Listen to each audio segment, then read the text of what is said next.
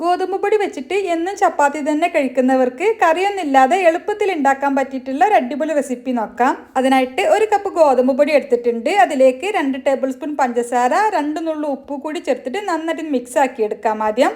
ഇനി ഇതിലേക്ക് 1 കോഴിമുട്ട ചേർക്കുന്നുണ്ട്. അതിൻ്റെ കൂടെ തന്നെ മാവൊന്ന് കലക്കി എടുക്കാൻ വേണ്ടിയിട്ട് 1/4 കപ്പ് വെള്ളം ചേർത്തിട്ട് കുറച്ച് തിക്കായിട്ടുള്ള ബാറ്റർ ആയിട്ടാണ് കലക്കി എടുക്കേണ്ടത്. അപ്പോൾ ഇതാണ് മാവിൻ്റെ കൺസിസ്റ്റൻസി. ഇനി നമുക്ക് ഒരു മുട്ട ഒന്ന് ബീറ്റ് ചെയ്ത് മാറ്റി വെക്കാം. ഇനി ഒരു പാൻ ചൂടാകുമ്പോൾ കുറച്ച് ഓയിലോ നെയ്യോ ഒന്ന് ബ്രഷ് ചെയ്ത് കൊടുക്കാം. അതിലേക്ക് ഒരു തവി മാവ് ഒഴിച്ചു കൊടുക്കാം. മാവ് ചുറ്റിച്ച് കൊടുക്കേണ്ട ആവശ്യമൊന്നുമില്ല. അതിന് മുകളിലേക്ക് ഞാൻ 2 നേന്ത്രപ്പഴം, ചെറിയ 2 നേന്ത്രപ്പഴമാണ് കട്ട് ചെയ്തെടുത്തിട്ടുള്ളത്. അതിൻ്റെ ഒരു 3-4 പീസ് വെച്ച് കൊടുക്കാം. പിന്നെ കുറച്ച് ചിരിവിയ തേങ്ങ കൂടി അതിൻ്റെ മുകളിലൂടെ ഇട്ട് കൊടുക്കാം. പിന്നെ നമ്മൾ ബീറ്റ് ചെയ്ത് വെച്ചിട്ടുള്ള മുട്ടയിൽ നിന്ന് കുറച്ച് ഇതിൻ്റെ മുകളിലൂടെ ഒന്ന് ആക്കി കൊടുക്കാം. ഒരുപാടൊന്നും വേണ്ട, 1-2 ടീസ്പൂൺ മതി. ഇനി മീഡിയം ഫ്ലെയിമിൽ വെച്ചിട്ട് അടച്ച് വെച്ചിട്ട് വേണം വേവിക്കാൻ. ഒന്ന് സെറ്റായിട്ട് വന്നാൽ നമുക്കിത് മൂടി തുറന്നിട്ട് അതിന് മുകളിലൂടെ കുറച്ച് നെയ്യൊന്ന് ആക്കി കൊടുക്കാം. നെയ്യോ ഓയിലോ ആക്കി കൊടുക്കാം. നെയ്യാകുമ്പോൾ കുറച്ച് കൂടി ടേസ്റ്റ് കൂടും.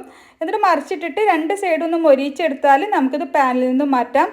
ഇതുപോലെ തന്നെ ബാക്കിയുള്ള അപ്പങ്ങളെല്ലാം ചുട്ടെടുക്കാം. നമുക്ക് എളുപ്പത്തിൽ ഉണ്ടാക്കിയെടുക്കാൻ പറ്റുന്ന കറിയൊന്നുമില്ലാതെ കഴിക്കാൻ പറ്റിയിട്ടുള്ള ഒരു അടിപൊളി റെസിപ്പിയാണ്. ഇഷ്ടമെങ്കിൽ ലൈക്ക് ചെയ്യാൻ മറക്കരുത്.